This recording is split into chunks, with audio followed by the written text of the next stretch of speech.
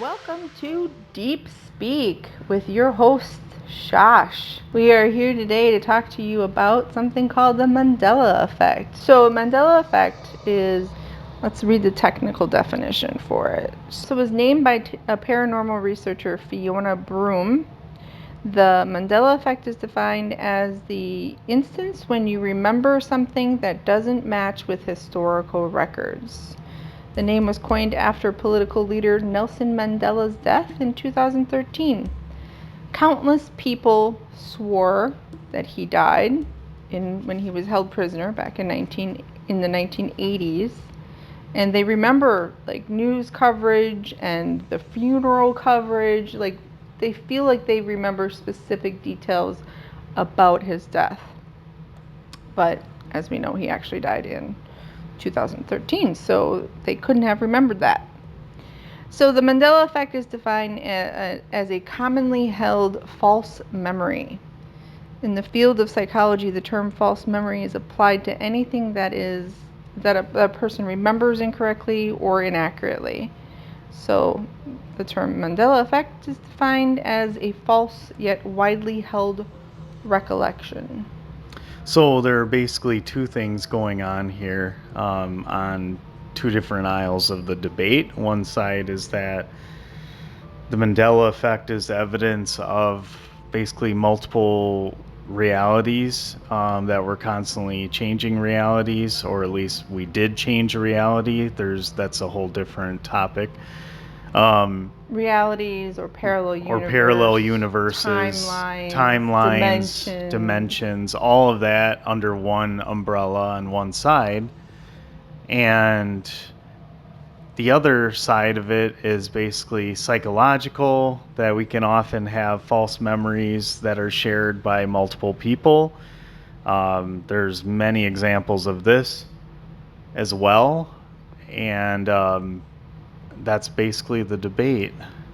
What do you think it is, or could be? Well, let's talk about some of them first. Okay. I didn't even know there were as many as there were. Sure, that's true. The reason why we started to talk about this was my daughter said that she was watching the movie The Vow, and that she was like, remember when we went to go see this movie and we sobbed like the entire movie through? I'm like, no, I remember that being a really sad movie, but I remember the one movie that we went to go see that I cried ridiculously for the whole thing. I was like, it was the movie that had the word stars in it. She was like, oh, Fault in Our Stars? And I was like, yeah, it was the movie, and there was Mike Birbiglia was in the beginning of it. He's a comedian that I loved, and they had cancer, and she ends up, they go to Amsterdam, right? And I just remember crying, like uncontrollably crying. And I remember it really clearly because I remember she said, Mom, let's go see a movie. So I remember thinking, well, okay, make her happy. She's 16. Let's sit there and watch this movie, and I'll just fall asleep, right? Because I didn't want to see some stupid love story. Sure. And then I ended up where I was crying uncontrollably. And she said, no. She said, absolutely not. She said, I saw that for the first time with my boyfriend on our first date, and we both remember that vividly. So why would I have seen it with you? And I was like, well, why would I have seen it with anyone else? I wouldn't have gone to see it by myself. And I remember you were the one that... So I was like, is this the Mandela Effect? Honestly? Because like, how can we both have two very clear memories of something that's very opposite? It's a very good question, isn't it? So that kind of leads into like how memory can be, it can be changed, and it can be inaccurate, and it can be manipulated too in so many ways. Well, what do you think this is, though? But do you remember I was talking to her about her recollections about her childhood, and I kept saying, like, that is not how I remember your childhood at all. She remembers not a great childhood, and I remember specifically her as a child, her childhood was beautiful from my perspective, and she tends to believe that her childhood was very different. And I was like, did we switch timelines? Like, did you come from a timeline where you had a bad a bad childhood? Mm-hmm. And my timeline says that you had a good one? Because this is just so weird. And then we started talking about the Mandela Effect. Yeah. Now, the Mandela Effect isn't just two people, though. Like, the whole idea of it is that there's a collection, like a collective consciousness of, like a collection of people who all remember specific events very differently than what they really are. And this is what makes it especially interesting. And just a few examples we could use is the children book Berenstain Bears, which a lot of us, including me, remember it being spelled Beren and then Stein, whereas it allegedly it's Berenstain Bears. Yeah, I remember Stain. Berenstain You instead remember of Berenstain. EIN too. Yeah, and most people do. Most and people that's what's do. so weird about it. And another example would be the logo of Fruit of the Loom featuring a cornucopia. I remember that too. I think I do. I just remember like the old commercials where they would dress up as Right. big grapes and an apple Yeah. and stuff. Now, as I was going through these, I was trying to find a whole bunch of them. I never heard of the Pikachu's tail one. Some kids remember a black detailing on the Pikachu's tail, but in reality, it's just a yellow tail. There's no black in it. Because a lot of them, I'm like, okay, I could see that. Even Berenstain, I was really young when I read those books. I wouldn't have paid attention to the spelling. I probably wouldn't have written it down, so I wouldn't have paid attention to that.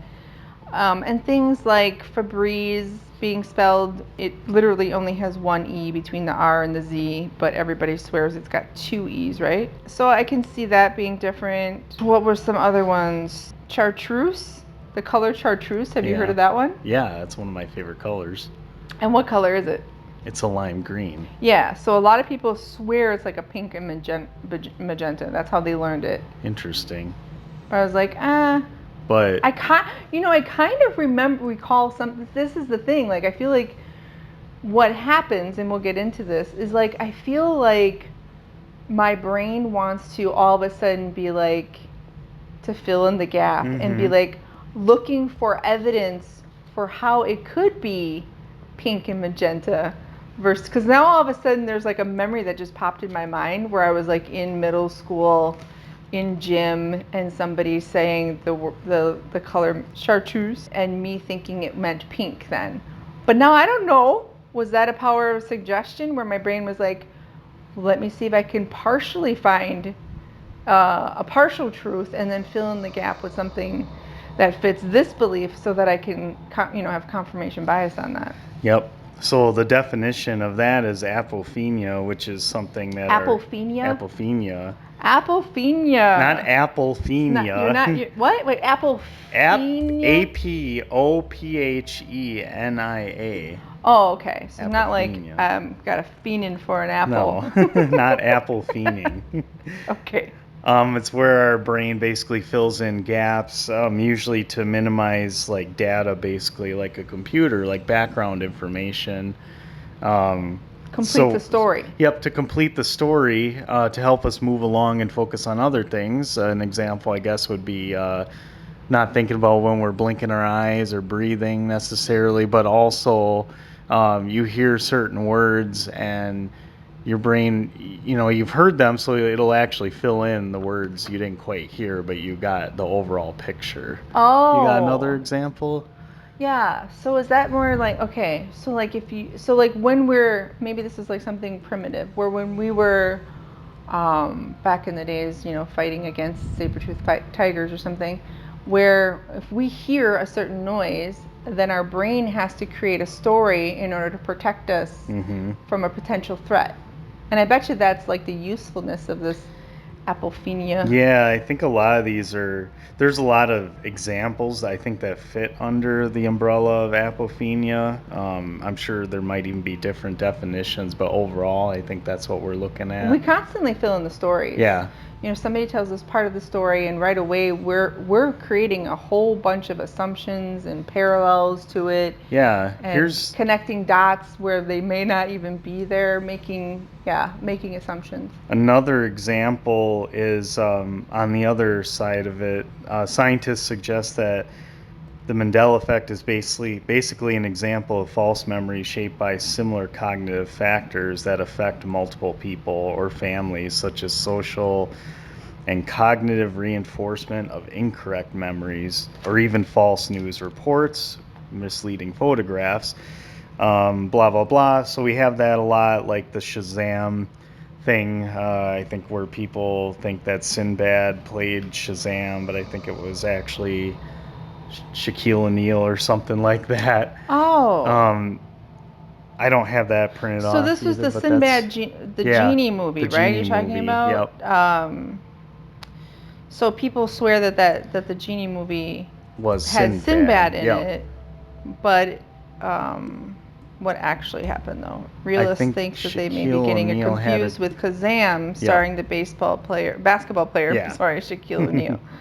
So yeah, that one's on this list too. Yep. So that's just confusion, basically. So not deliberate in this case, but taking two similar things and forming them into one memory is quite common, also. So isn't that kind of like, could it also be, especially since a lot of these things are before the internet was very prominent, right? I mean, I guess in 2013 we did have it, because what was that account? Oh, that was when Nelson Mandela actually died. But there was also the Neil Armstrong that passed away in 2012, I believe it was, and people thought he was still alive. Like, actually, I think I mentioned that to you, right? Yeah. I was like, what about the Neil Armstrong one? Did you ever hear that one? And then you said, I thought he was isn't he still still alive? alive? I was like, no, he passed away in 2012. But it seems like most of these things are prior to 2012. Right. Which is interesting. Might want to come back to the idea of CERN being up and running in 2012. But before the internet was prominent, where you could find information about anything at any point, like a lot of these things, like the Berenstain Bears and stuff like that, that's all like word of mouth. And isn't it kind of like telephone? Where you say something to someone, and that's what I think happened with Star Wars. I think somebody was like, they probably misremembered what it was, and then was playing around the playground and was like, Luke, I am your father. And then all the other kids were like, no, Luke, I am your father. And then they went home and said it to their dad, and their dad repeated it to his buddies at the bar, and then like it just all of a sudden became a thing, that's what we nobody went back and was like, okay, that's not actually truth. They just played along with it, For the listener, that's in reference because apparently we all know, Luke, I'm your father, but apparently the actual script was, no, I am your father. No, I am. Which sounds very similar, and I've seen footage of this too. I was never a huge Star Wars fan, so I can't scream that is incorrect, but it's strange. But I do think that's that game of telephone. The word of mouth thing. You don't investigate for yourself. You continue narratives that you've already heard. And you pass it on and pass it on. And this is what we do with a lot of things to this day, like mainstream media. Yeah. The other thing is wording that I want to throw in here. How you word something predisposes people how they should respond. Like, well, wait, let's before we move on to that debunking of this, like, I want to give more examples. Like, I was really surprised about the Sex and the City. Now, that could just be because Sex and the City, I just said and the city, and that and kind of sounds like in. And there's different accents throughout everywhere. Yeah. So and in can sound pretty similar. Yeah. Because I really thought it was Sex in the City. I've never been in the show or into that show, but when I found out that it was Sex and the City, I was like, what the hell? I really thought it was Sex in the City. Yeah. So I was really surprised by that one. And the same thing with the Gremlin one that pissed me off, because apparently in the Gremlins show, which I was very into when I was little, the mean gremlin, not Gizmo, the mean gremlin, he was Spike. That's how I always knew him, was Spike. His actual name is Stripe. What the heck? Like, I was so like, no, but then my brain was like, maybe Stripe, Spike, little kids saying, "Did you see Spike?" Mm-hmm. And then you're like, "Oh, yeah, Mhm. Spike." And then it's like becomes Spike, and then it just spreads that way. So I think it could just be pronunciation that screws things up too. Well, that kind of goes in hand with what I wanted to say about how I noticed a lot of these things, if you read through the list, a lot of them are either words in movies that are very similar or logos, and a lot of them are serials or cartoons, and a lot of them are all, like you said, pre-internet too. Yeah. So they were sort of, they all seem to fall under this umbrella of the last like 30 to 40 years maybe, usually. It's like if we get too far back, you don't hear anyone talking about a Mandela effect of pre-1960s, really, I would say, right? At all. They're all like fairly modern. You don't hear anyone saying, well, no, I read that World War II was different, nothing happened Oh, with wait, there is Japan. one though. Oh, good. I'd like to hear Hold that on. The one. Lindbergh baby case Okay, that's 1930s, I think. was abducted in 1932.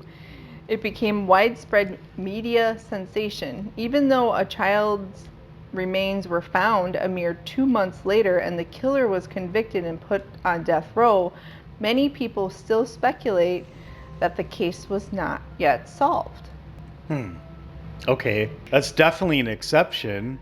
Have you heard that story? Yeah, I did hear that one before, but it didn't catch my interest because I didn't know much about it to begin with. Yeah. But okay. I think a lot of these collectively seem to be, like I said, the cereal box logos, Berenstain Right, Bears, Fruit stuff from our Loops, childhood, or at Looney least Tunes, from the last 40 years or so. the Evil Queen's mirror. And I personally think that could be because, one, pre-internet, two, a lot of us we're sort of like the second baby boomers in general, like millennials and later, Don't Gen you X and later. Dare call me a second baby boomer. No. I meant like, I know what you mean. yeah, okay. So since Gen X, like, there's been another explosion of, kids. So now the kids are our age, and we had 1 foot, on the old world and 1 foot in the new age of information. So we have a lot of information at hand. I think it's kind of interfering with our memories too. Or maybe, telling us that they're different than the way we remember them. I think that's some of this too, because if we all power of suggestion. Yeah, because we all had, let's just say we all had these experiences with the same Gremlins movie, the same cereals, the same stuff. That guy's name was Spike, though. In the 80s, I'm sure a lot of people agree with you. I have no idea, but that's the thing. Like, well, can we prove it that is the way it was? Well, we couldn't. So let's say Yeah. if the Mandela effect was real, and when I say real, I mean, obviously by the definition I read earlier, it's real because people are remembering things incorrectly, and that's what that means. But a lot of people speculate that that means that we've jumped timelines or moved into a parallel universe. Some people say that the world was destroyed in 2012 by an asteroid, and that when that happened, we switched into a different reality, and that's why we have partial memories of the old world, and this new world, which is very similar but not completely, is different. I think the argument too is that, like, even though if we all died really quickly, allegedly, like, that I've heard that, like, a lot of the information was just transferred over, so to speak, as if it was simulation theory. Okay, we're getting ahead of ourselves. So first, let me read off some of these so we can get them down. Some people don't know these, so I'm going to list them, and then we can talk about all of the other possibilities that could be causing the Mandela effect, and not just the fact that we misheard it or misinterpreted it, but maybe there's other things, right? Okay, so Jiff versus Jiffy. So what is that? Do you know? The Jiff and Jiffy one? The peanut butter one, yeah. Yeah. Do you know what it actually is? I think it's just Jiff. Right? Okay, you think it's just Jiff. Yeah. J-I-F. Yeah. Some people swear that the peanut butter was actually named Jiffy and not just Jiff. Speculators think that people might be getting Jiffy confused with competing brand Skippy. Yeah. So, Okay. yeah, that one I don't really remember. But this one, I told you, makes me very angry. My bologna has a first name. Oh, It's yeah. O-S-C-A-R. My bologna has a second name. It's M-E-Y-E-R. There is no way that he said M-A-Y-E-R. It's M-E. It's M-E. But again, the that one, argument I swear, that to is be the the- one that I'm telling you it's M-E. I sang it my whole to be life. the devil's advocate, when you're singing it, A and E sound very similar, and they look similar too. All you gotta do is turn them upside down, and it's an A. God, You know, A. Mayor. I have the same memory. I swear it was E also. Yeah. The Monopoly Man doesn't have a monocle. That's weird, too. Yep. That one's confused with Mr. Peanut. Some people say. Oh, that makes sense. That But kind I of makes swear to sense. God, he Is had Mr. a Peanut famous monocle or too. very rich but, too? Yeah, exactly. Yep. Neil Armstrong, we went over. Ed McMahon never showing up at the doorsteps of Publishers Clearinghouse winners. I don't remember him ever showing up either. I don't remember him ever showing up. And he didn't. So No. the truth is that he didn't. So New Zealand and where that one's located. Where is it located? Well, I know. In relation to Australia. I believe it's northeast, or somewhere to the east of Australia. So it's so funny because I'm horrible at geography and I'm just recently learning where everything is, right? Yeah. Because of 90 Day Fiancé. I look stuff up. Then I can put a name to a location, like Moldova. So many people would argue that New Zealand is located northeast from Australia, but in actuality, Southeast. it's southeastern Yeah. from Australia. I can't argue that because I like geography and I look at the globe a lot, and I know that's fact that it's I'm really- southeast. yeah. But for some reason, I always thought it was northeast also. So Looney Tunes, I think a lot of people have heard that. So Looney Tunes, what's the correct way of spelling it? The word tunes. Thought it was Toons. So a lot of people thought it was tunes like Tunes, cartoons, yeah. but it's tunes as in like Music tunes. music tunes. Yeah, isn't that funny? Yeah, that one trips me out. That one's too. a little trippy. The evil queen's mirror is also a little bit freaky because we all say Mirror, mirror, mirror, on the wall. mirror on the wall, but what she actually says is magic mirror on the wall. Yeah. Like I'm like, what? More childhood stuff. But I know though, that again. was just pressed into my mind because Right. that's how people repeated it all the time. Skechers, a lot of people think that the word Skechers, the shoes, has a T in it, but it does not. We talked about Febreze. Hello, Clarice. He never, in Silence of the Lambs, he never says said hello, that. Clarice. He says good morning, basically. I had to examine that one myself too because I was sure that he did say it Really? in there. I've watched that movie so many times. Uh-huh. He doesn't. Right. I bet you it was just some dude that It was- ad-libbed and then everyone was like picked up on it. That's my theory is that Yeah. people made fun of it because it was such a popular movie that people parodied it. Yeah. And that's how we got to know I this bet. thing that never happened. You I know, bet. someone puts like bacon on their face. Hello, Clarice. I think Jim Carrey did that. And then we all Oh. just played off of that, Right. that it was something. And then It it's like, wait a changed our minute, it memory. actually was never there. Right. In Risky Business, Tom Cruise, when he does his little sliding dance, where he's got no pants on and a white shirt and his tighty whities, he's not wearing sunglasses in the actual movie, Yeah. which I can absolutely believe that he wasn't wearing sunglasses and that somebody put that on. Cheez-It versus Cheez-Its. I think we call them Cheez-Its, Yeah. like Aldi and Aldi's, like we're gonna go to Aldi's, Mm-hmm. like apostrophe S, Mhm. like possessive, but it's Cheez-Its. It's not. It's just Cheez-It. Cheez-It. And we refer to more than one Cheez-It. It's Cheez-Its, I guess. Run, you fools. I've never heard of this one. So in The Lord of the Rings, when Gandalf tells Frodo and the rest of the crew, run, you fools, before his dramatic fall. Ah, you don't remember.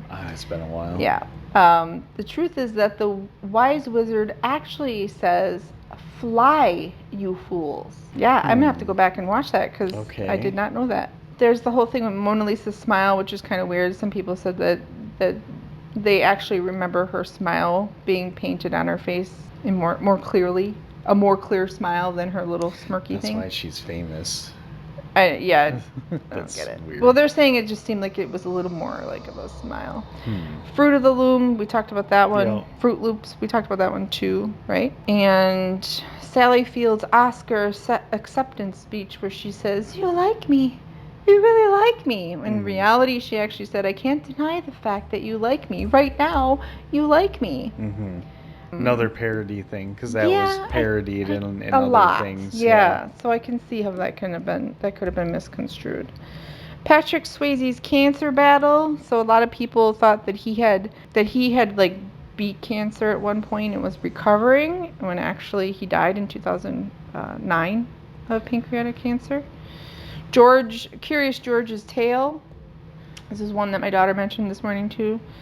That do you remember him having a tail? I swear he had a tail too, but I thought he had a tail too, but apparently he doesn't have a tail, which is very odd. Why would you draw a monkey without a tail? But okay. The Challenger space shuttle explosion happened in 1986, and a lot of people thought it happened in 84, 85. Oh my gosh, there's so many of them. Double stuffed Oreos. There isn't actually a second F on double stuff.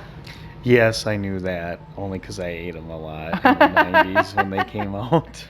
Flintstones is not Flintstones, it's Flintstones with a T, which I did not know. Smokey the Bear is not Smokey the Bear. That one I got wrong too. I thought it was Smokey Bear. I never heard anyone say, "Hey, it's Smokey Bear." That sounds weird. I'm here I am to Smokey tell the you Bear. that only you can prevent forest fires. Yeah, Smokey Bear. I don't know. Kit Kat does not have a dash in between it. Very odd. And like the Mr. Rogers one, where he says this neighborhood instead of the neighborhood. But I'm like, I was so little, there's no way I would have. Right. I would have known the difference between that. So that's most of them. That was I had like a list of 50 of them. So, but let's talk about what some other possibilities of these could be in like the quantum explanations and metaphysical explanations, paranormal. What else we got? What other ideas could there be? Well, some people think that if the world did end in one catastrophic event, that information would just pass along seamlessly and we wouldn't really know.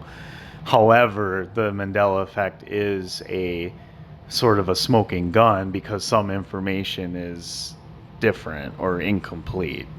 Okay, so that's one theory. Another one is... who moved us? Right, and that's the thing. Well, I guess that kind of goes with like simulation theory. God who just picked us up from one reality and dropped us in another one? There I don't know. I think some people think like he changed our aquarium. Yeah, I know. Yeah, changed our aquarium. Whoop. Didn't even notice, did ya? I ended the world in 2012. The original Earth. And now you're going to see things a little funny once in a while. But the other interesting thing I got to expand on for a second with that is that when you start talking about multiple worlds interpretation, that the whole trigger debate is like a test, a mental test basically. Like if you pull the trigger, you would never experience your own death, kind of thing, because it would be instantaneous, in theory again, and you would never, no matter what, even if it was if the gun was a blank, or if it actually had a bullet in the chamber, no matter what, you would never actually know if you died or not. So that's a really weird test, because if it was a blank, you're just like, well, I'm still living. But in multiple worlds, like, you don't actually die mathematically. You just keep going to the next simulation. Like, you don't experience your own death. Not simulation. Multiple worlds isn't talking about simulation, right? Well, multiple worlds theory is basically that there are an infinite number of realities. Exactly, but that's what I'm saying. You would just jump realities. I shouldn't say simulation, I guess. You would jump realities, yeah. Okay. So you would never experience your own death, because that death was just one probability. One world that collapsed, basically. Right. So that's the collapsing timelines. in a dramatic picture, okay? Right. So like if, you get that, right? If Right. if you were shot, you wouldn't experience your own death, so that reality would be over and you just in theory seamlessly move into the next reality where the gun actually had a blank in it. Right. And you didn't die. Well, what's funny about that is that, I mean, the idea that there are infinite possibilities and that we're continually shifting timelines and creating new realities. I mean, if we're talking from a linear time, right? Time, space. So from this reality, every time I choose to say one word or move my arm one way, in another reality, I did it another way. In another reality, I did it another way. In another reality, I wasn't even sitting here. So like there's just infinite number of possibilities with every second or split second that happens. Yeah. And what we say, what we choose to say, what we choose not to say, not just even big decisions in our life, but the smallest things from, like I said, using the word, choice versus decision. In another reality, I use the word choice. And that simple little thing can change the course of everything. So that's my question for you. What do you think? Because I know what I think, at least about the whole 2012 one in particular. To me, my biggest question on that, if it was quick, I could see that maybe we just kept moving in a linear reality and we didn't even notice. But if it was a catastrophic event, that's something slow. Like a meteor doesn't just hit Earth and then we instantly perish. Right, you'd have to go backwards and delete some other memories, right? Like, yeah, there would be a lot of, in theory, right? In linear time, like, there would be a whole freaking mess. Like, the dinosaurs didn't just die in 1 second, like, when the meteor hit, Again, that's a theory, Oh, too, you're saying, but you see what I'm saying? Like, yeah. I could see if it was... Some would die slower, some made it to their bunker. Yeah, like, and some dinosaurs evolved. They didn't die at all. So, like, I can't really believe that. Yeah. That we just... But what do you think? Well, I don't think that we died in an asteroid collision, as some people say. But what's funny is that in 2012, that was the Mayan time, the calendar for the Mayans that ended, which everyone thought the world was going to end. But it was also in December of 2012 when CERN. The Large Hadron Collider, the LHC, came online, and they ran their first instance of smashing particles together. And we have no idea what that can cause. It could have caused a time shift. It could have put us into a black hole. It could have taken us out and come out of a white hole. We don't even know. And would we know?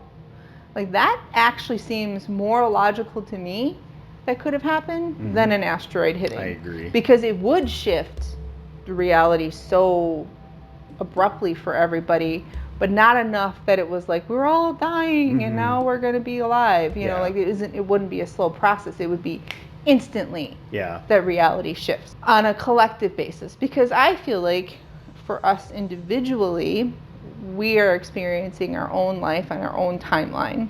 And so I'm living my own experience, you're living your own experience. And then I have my perception of your experience and you have your perception of my experience. So when I choose to say a different name or a different word or make a different choice, my timelines are spreading fast for me, right? But not for necessarily everybody else and their perception of me. But if everyone's timeline collectively shifted at the same time, you would see something to the effect of the Mandela Effect. Does that kind of make sense? Yeah. Yeah. Yeah.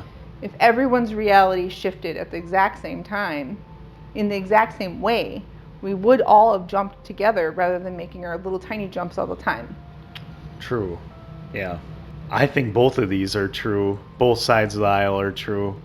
The Mandela Effect could be evidence of shifting timelines.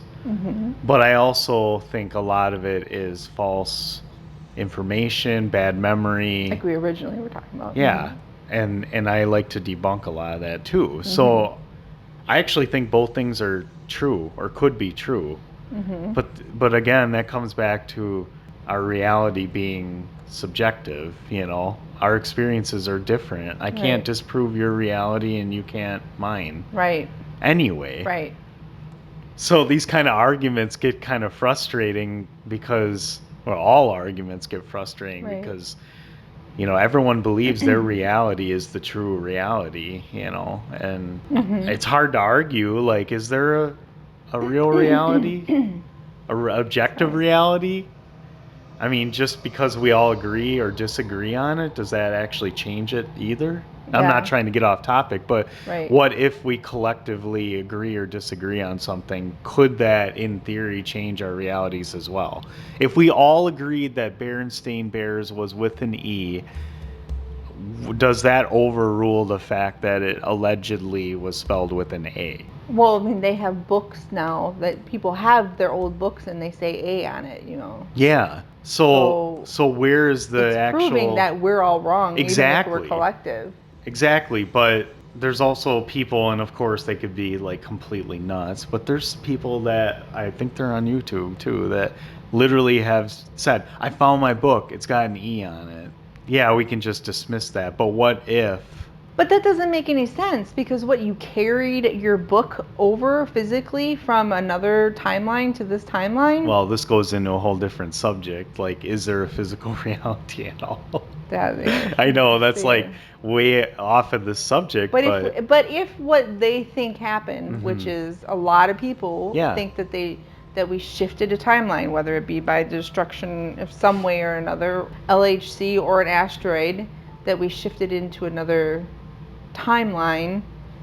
If we're in this timeline and anything that was done before we moved out of this timeline would be still set in place, you couldn't carry that over here. Or can you? No, because I think what we would be shifting is our consciousness. Our bodies didn't come over here. Our consciousness flipped. That's a lot to wrap your head around, yeah. It's kind of like that. Yeah, okay, I get it. So you're Travelers. saying there's not like a pile of our old bodies on an old version of Earth because we all just died and now we just like, we have new Earth bodies building. every time. Like it's, yeah, like they all go in a garbage bin somewhere, right? It's just that we just move our consciousness into the new, quote unquote, new timeline. In my opinion, the timelines are all possibilities, and so when they're possibilities, they're just an idea. And what's an idea? It's just energy, right? It's just thought. It's just energy. It's not matter. It's not made of matter yet until it's become fully realized and manifested. Yeah. So possibilities are timelines, and that's what you collapse all of these senses. You can move into. I'm going to keep going with this for a minute. So with that being said, do you think that someone could, or even a group of people collectively could physically create evidence from a different timeline? No. Okay. So it's absolute. You're saying once we even if it's consciousness alone, if we consciously move into a different timeline, there is no going back or no evidence that there was an old timeline that was different. Because we're linear. Unless you can time travel, we're on a linear path and we're on a trajectory. So when you move into a new timeline, you can't go in the past on this timeline to change Berenstain to Berenstain, so that now you have a book that says Berenstain. You're riding, you get the history that you jumped into, basically. Yeah, I get that. Yeah. Yeah, you get the history you jumped into, right? That's a lot to think about. I know, right? Right? So what other possibilities are there out there? Did you have more ideas? Well, there's a few like plays on words I was going to mention earlier. I mean, it's not not as exciting as multiple worlds and stuff, but an example here would be small adjustments to questions being asked. Like if someone asked if they had seen the stop sign rather than a stop sign, provided the respondent with it's called presupposition. So if somebody asked, did you see the stop sign instead of a stop sign, the person's more inclined to say yes. if you said the. This is similar Because to leading the witness. it's leading the witness, yeah, because you're already implying that it was there. Another example is like asking if what shade of blue was the wallet, and then you're already telling the respondent that it's blue. Yeah. Now, in some cases, it's not even blue, but they were more likely to continue with the narrative even if it was a different color. So I find that really interesting. Yeah, and we've seen this in interrogation processes throughout history in our legal system, where you can interrogate somebody in such a way, a completely innocent person, and have them moved to a place where they believe that they admit of their guilt and they actually believe that they're guilty. Which they don't there's just several admit it to movies get like out that. of there and to get away from the pressure, but they actually start to believe that Yeah. they're the ones that committed Yeah. it, the crime. Which is creepy. Isn't it? But like a memory trace is chemical. So memories are stored through the formation of particular proteins in the brain. Each time a memory is recalled, the proteins are at risk of being modified or reformed. So every time we remember something, we have the ability to modify or reform it, right? So several studies have shown that inducing false memories by artificial means is possible, suggesting that the belief of one's own guilt could be induced by intense suggestion. And they've seen this several times in different cases. So if you remember that story back in when there was that rape and murder in Central Park way back. I think so, yeah. Yeah, so Unless it was implanted in my mind. Am I just suggesting it? So yeah, it was back in 1989, Central Park jogger. There was that brutal beating and the rape of the woman in the park. Do you have that same No, but thing written down? What's interesting is it goes right with what you're saying, is that the more stronger the words and the intense the recreation of the experience, the more stronger the words that are used, the more intense the experience of the memory is, even if it's not a true memory. So if you use words like bumped, hit, grabbed, smacked, groped, brutally beat. Yeah. You're more likely to envision a, like you said, like a violent rape of some kind versus just a misdemeanor incident. Oh. Yeah, I have that written down here. The police in this incident actually questioned 5 teenage boys, and then during the interrogations, the interrogations alone lasted 30 hours. Wow. That's more than a day worth of interrogating these 5 teenage boys. So they were just wearing them down, right? By that point, they're depleted in all ways. So eventually, all 5 of the boys relented and confessed to taking part in the crime. And then they ended up recanting their confessions soon after that. And then in 2002, they actually found the true perpetrator came forward, and his DNA actually matched. So they knew that the real rapist that came forward in 2002 was obviously the one that did it. So all 5 boys had falsely confessed under police pressures and investigation. And did you know that the police in interrogations have the ability to lie? They can actually lie about evidence and situations. To manipulate information. In America, suspects may rationally decide to confess falsely, in a large part because of the police officers' ability to lie about evidence. This allowance includes lying about DNA, prints, surveillance footage, and polygraph results. Wow. So it talks a lot about like the prefrontal cortex, the amygdala. Prefrontal cortex is the piece that kind of helps you make wise decisions, you know. And then the amygdala is your source of like emotional connection with thought, right? It has a lot to do with your emotions, the hippocampus of the brain. It can become overloaded, like in a pressure cooker during interrogation with cops. And so if they're leading and suggesting and then actually asking inappropriate and leading questions, like you said, like, what did you say? Did you see the stop sign? Instead of a stop sign. Yeah. Yeah. Did you see the stop sign? Yeah. So they're suggesting right there by changing the word a and the that there was a stop sign, which Yeah. makes you think, oh my gosh, there was a stop sign. Right. If you would have said, did you see a stop sign? Then you're questioning. I don't think I there don't was a think stop so. sign. No. Yep. Yeah. So this effect can actually have a really big downfall to people in our own judicial system. And eyewitness is so bad.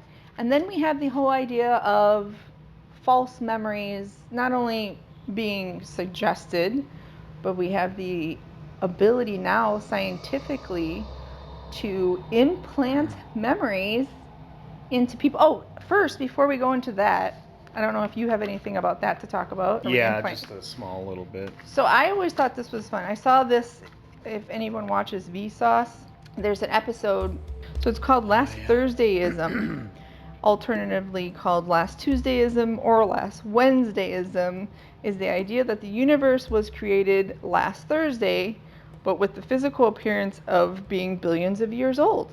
So it's a counter to creationism, right? The theory.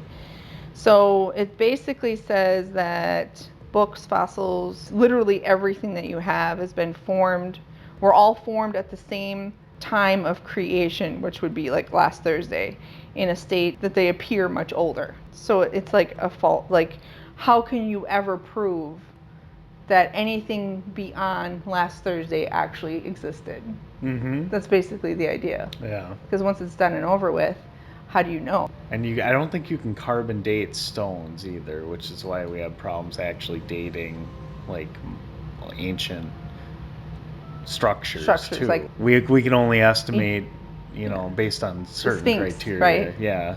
Because that was notoriously inaccurate. Like it's actually what 10,000 years old. Which one? The Sphinx, the Great Sphinx. Is that what it's called? Yeah. We don't know still. I know, but we originally thought it was a lot newer. Newer, yeah. We originally, I think, thought it was only like 4,000 max or something like that. But in reality, like with modern like weather and LiDAR and stuff like that, there's a possibility it could be 10,000 years old, if not older. We still don't know, and some people get in fights over that too, but a lot of our timelines might have been created last Thursday. Yeah, Josh. It could have been. You A lot of our know. timelines are still way off. Nothing is absolute. Right. It is really interesting to talk about that. Yeah. Even our own personal past too. You wonder sometimes, like, was that real at all too? Right, because when I think about real? I mean, because doesn't it feel like another lifetime? When you think about when you were 15 years old, right? When you got your temporary driver's license or something, like when you recall that memory, how do you know that that's real? You don't. Yeah. It's like a story that's playing in your head. It's a story. And if you told yourself over and over again this different story, you could start to believe that your history or your past is different than what it actually is. And we're not even going to get into retrocausality in this podcast, but that's a fun podcast to have. Yes, we should, and we will. But memory, too, again, is a copy of a copy of a copy. Right. All you do is remind yourself, basically, of the same patterns happening in your brain, and that's your story. Right. And that story can be swayed and changed and distorted. Right. Yeah. It's just really interesting. That's why two people can have completely different memories, even though they experience the same event, right? You can have that happen. That happens all the time with car accidents, and it can happen in very simple reasons. You have one person standing a little bit, like 3 inches to the left, and they were actually seeing a little bit more of what was happening than the person on the right. So their perception of what happened were completely different, even though it looked like they were in the exact same space experiencing the exact same thing. Yeah. Not to mention that we run every single thing that happens through our own filtration system, our own experiences, beliefs, recollection of lessons that we learned, predispositions that we already have. Yep, and the feelings that came because of that, things that have happened in the past, our own worries and fears of what might be happening in the future. We run it through this whole system, and it happens so quickly that we don't even realize it, and then it comes out through our lens. I mean, how many times have you said something to someone and you meant it one way, like it was like maybe like just really sweet or light hearted, but because they have a very strong victim mode, or they heard things from their dad in the past that was similar to that or something, that they immediately took offense to it because they ran it through their own filtration system and it came out as, oh, this is a bad thing, when literally you meant no harm with it and it was very light and sweet. That's very similar to the mouse. You can look up one article on scientificamerican.com. I think this experiment has actually been repeated now, but it's still like groundbreaking news. You know, we've implanted false memories within mice. So this one in particular was this mouse never had this experience. It ran a maze. It ran a maze, and I think was placed in a room that resembled one that this particular impulse was like a memory of getting shocked. Oh, this is a different one than I'm thinking. A different one? Yeah. Okay. They stimulated basically his brain to like think that he had this memory of being shocked in this room. And although that never happened, he showed immense fear and tried to not put his foot on this particular floor where he thought he had received a shock before. Oh. So yeah, what's the one that you've read about? So the one that I researched back in 2017, which it was a YouTube video, some science video that was showing how what researchers did was they took a mouse and they ran him through a maze for the first time, and then they sadly sliced the brain up and took that piece of their brain and implanted it into the other mouse, and that mouse automatically knew how to run that maze. Okay, similar study, different things, but that's freaky either frickin' way. That you can literally implant a memory. Can you imagine? We never thought Slice this was it out all and put it in another being. This was all sci-fi that has been dismissed forever, like implanting memories. Like that will never happen. There's no such thing, and we did it to a living animal already. Mm-hmm. Yep. That's some freaky stuff. Yeah. The implantation of memories is going to be something that we need. Thoughts and memories are something we should be really aware of, because this comes back to Neuralink. So Neuralink, will be hooking your brain up to this chip that's going to help you to, access information, and you're basically getting connected right into your brain to the internet so that you can be Google, or have access to Google right through your brain rather than saying anything. And that's crazy. But then think about how if you really want to remember your loved ones, when grandma passes away, you'll never remember her. Implant your own memory chip today so that all your events can be recorded. This is totally a Black Mirror episode, isn't it? They have that on a Black Mirror episode, probably, where you implant, everything's being recorded into this chip. Because somebody could just change glitch it or put a virus in it, and all of a sudden all your memories are gone because you start to rely on this chip, or somebody puts a different chip in. Or well, then there's the not to throw more in, but the eternal sunshine factor, erasing memories because they're causing you too much pain, or even rewriting them to make you feel happier. How can I forget that? Okay. Oh yeah, that's so a great movie. I just wanted to throw that in there because I want to ask some bigger questions before we wrap up. Wait, just so in case anyone doesn't know what we're talking about. Oh, Eternal Sunshine of the Spotless Mind with movie. Jim Carrey. Awesome movie if you haven't seen it. Yeah. And they go in and they have a relationship, and then he wants to forget her forever, so he goes in and has all of his memories removed of her. But the amygdala, or 50 First Dates also is an interesting memory thing. Yeah, that's a good one too. Now they're all yeah. So my question was, I think most of us agree that memory tends to equal identity, a large portion of it. Interesting. Okay. How so? Well, the majority of people usually associate their memories with identity because in our linear time, that's where we come from. So we look to the past for assurance. I'm just saying general of who we are. Those are our memories. Those are our experiences. Those were our grandparents that aren't here anymore. We hang on to people that we had in the past that maybe aren't around anymore. And I'm just saying collectively, like we all follow similar patterns, usually. So if memory is so largely attributed to our identities, what does it mean to have a past or not have a past? Are we facing an identity crisis, or will we in the future the more we tamper with our state of being or our reality as we perceive it, like the Mandela Effect? How important is it to have a past? So there are people who have had actual amnesia. Again, a Vsauce episode where I think the episode is about memory. I think he tried to change people's memories. He implanted by power of suggestion. Okay. That they took a hot air balloon when they were 3 years old. Yeah, we saw and that. convinced them. And at first they were like, no, I don't remember that at all. And then all of a sudden they were like, well, maybe I remember, and I dropped a toy and something. Well, yeah. But also in that episode, I think he interviewed the guy who lost his memory from an injury or something, and he forgot everything, who he was, who his family was, who his wife was, but he could still remember to like how to brush his teeth and walk and things like that. And he had to relearn who he was, and that's basically what he was saying was like my identity. If you don't remember where you were, how do you remember who you are? And I think that's a really good question, and I think it's one that people should be asking on a regular basis. Like, am I who I am in my identity a product of my labels? Like, am I a father, a husband, a good member of society?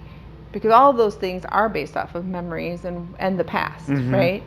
Or am I essentially just a being of light and love or something like that? Like, what's more important? Who I am right now in this moment, or who I was? And that's what happens during ego death. Yeah. Because your ego is basically your identity. When you go through what some people call like a dark night of the soul, which isn't one night, it's usually months, several months for most people, of like an identity crisis. Sometimes it's midlife crisis or whatever, where you're trying to evaluate who am I, what do I want, what's really important in life. And you start to shed all of these things, these belief systems that you have about yourself, about the world, and about how you relate to the world and how the world relates to you. And it is an ego death where everything that you thought you were is now stripped from you, and you are naked and vulnerable in the world as just being a being here in this moment. And then deciding how you want to move from that point forward. If you aren't who you were in the past, then who are you going to be now and in the future? And it's a beautiful experience. It's hard to go through, but it's a beautiful experience to go through. And most people don't choose to go through it. Or at least not consciously. It's just something that happens to come upon them, usually in midlife. So in that sense, I think people learn that who I was in the past doesn't make me who I am now. What do you think about identity and memory and past? I like your answers on that. I'm more like you than the opposite, and I'll define my opposite as usually someone like, oh man, those best days of my life were going to college. Oh God, and yeah. blah blah blah blah blah. And yeah, they that's peaked me. in college, that's my identity. or high school. Or high school peakers, you know, and that's fine, whatever. But I was never that person because I never held. I do have some areas in my life where I've held in high regard that were like pretty fun and unique. But I also went through the darker times that made me realize that I wasn't having fun anymore trying to recreate something that already happened. Right. So that's where you start to open up and be like, well, maybe there is other new experiences, that are waiting for me, kind of thing. And I agree with you. I think that's how we should create or live our life and create our sense of self. It shouldn't really necessarily be based on the past, because the past isn't here. It is, but it isn't. And think about how it would be if you feel like you peaked in college, or those were the best days of your life. then everything's shit from that point Yeah. forward. Yeah. Can you imagine what that must feel like? Because for me, I feel like my peak is still yet to come. Yeah. And every day is my peak. Mm-hmm. So like today is my peak, and then tomorrow is probably even peakier. You know, like it gets better and keeps getting better. Life just gets better and better and better as we go. And I don't mean that in the sense of like I get more things or I'm more successful or whatever, but just the fact that you get more experience. You get to live your life another day and have more experiences is the peak to me. I agree. But that's my Yeah. interpretation of what makes life so great is just being able to live it, not necessarily the, normal things that people call as good or bad, right? Yeah. Like trophies to put on your shelf, Yes, exactly. I just use that as a metaphor, like to put. And you can appreciate those Yeah. things, like, oh my gosh, it was so great when I, Right. made the touchdown and won for the team. I don't know. Sure, yeah, Like whatever. you can really hold those in high reverence, but in comparison to your day to day, it should never look like that was better than what's happening in your life now, because all you have is now. So Yeah. you should, if that was your best, then go find something to do that will make you feel good too. Yeah. Yeah. I agree. And that just might mean planting a garden. I mean, it doesn't have to be. I think that's a reevaluation of what you consider as priority and best. I mean, if that was your best, then you need to reconsider what best really means to you. So that's almost a good ending to the conversation. I mean, we could go on if you want about more stuff, but that's a good ending point. Whether or not the Mandela effect is true or not, it doesn't matter. Mm-hmm. It's fun to think about. It is fun to think Yeah. about. Like maybe if it is real and it is evidence of crossing into different timelines with the choices that we make, but wrapping up the Mandela effect, like, does it really matter if it was Berenstain Bears or not? Like, Right. that's your memory. If you want to remember it, I'm just using that as an example. You really want to remember Berenstain Bears, go for it. Doesn't matter if it was false or true to other people anyway, Right. Probably not. Right. If you really want to hang on to the past that much and think you know what you know is fact, go for it. Right. It doesn't matter. And I think that's true. And when you look at your past and all you see is either sadness, where you feel like you were a victim, and if that helps you to not be a victim today, then by all means continue in that belief system. Yeah. But if you feel in any way that feeling like a victim in your past is holding you back from feeling good today or moving forward today, then that's something to probably think about shifting or changing your belief in that. Because even when you have bad things that happen to you, there are still good things that happen too. And you are making a choice every moment to decide if you want to focus on the good end of the stick or the bad end of the stick. Right? Yeah. So you can choose how you want to see it. Yes, bad things, horrible things can happen to us, but we get to decide how we want to have viewed it and whether or not that's working for us. Sometimes remembering bad things in the past will help you to prevent it from happening in the future. In that case, maybe that's a good thing too. True. But also, equally, like we talked about, if you're looking at the past as being the best days of your life, then how miserable you must feel now, because every day should be the best day of your life. Yeah. And if it's not, then figure out a way to make it that way. I agree with that. Yeah. Another metaphor I just thought of as we're talking about this is just driving a car. Like, if you spend your life in your eyes in the rearview mirror, like, you're probably going to crash and not really enjoy the ride very much. Right. But you do need to look in it once in a while. The mirror's there to pay attention to, exactly. Right, yeah. It's there because, like you said, you can use it as a tool to not make the same mistakes or evaluate what is the nature of your life or situations, Those experiences are good to retain, but they don't define the road you're going down either. Always asking whether or not it's serving you or hurting you in today. Yeah. Is that a good conclusion? I think that's a great. I think we covered a lot of ground. That was really fun. Awesome. All right, join us next time on Deep Speak with Shosh.